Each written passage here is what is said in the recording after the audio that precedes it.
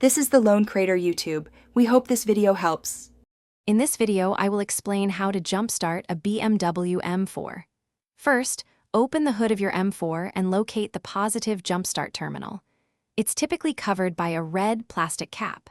Next, find the negative jumpstart terminal, which is usually a metal post or an exposed engine bolt. Make sure both the M4 and the assisting vehicle are completely turned off. Position the assisting vehicle so that the jumpstart cables can comfortably reach both sets of terminals without being stretched taut. Now let's connect the positive cables.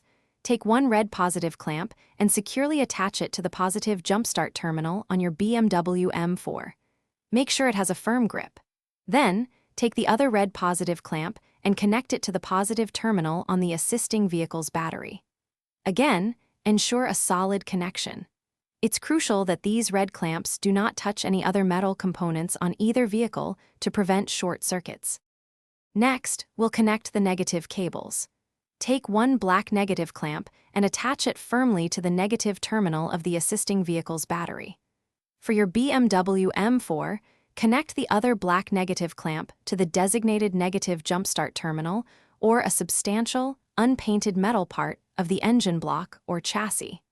Do not connect it directly to the M4's battery itself. Ensure all four clamps are now securely attached and that no clamps are touching each other or any other metal parts.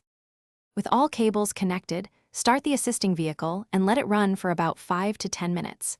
This allows some charge to transfer to your M4's battery. After this period, try to start your BMW M4. Once it successfully starts, disconnect the cables in the reverse order of connection.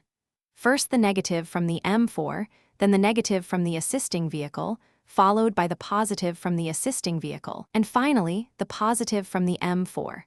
Drive your M4 for at least 20 minutes to ensure the battery recharges sufficiently.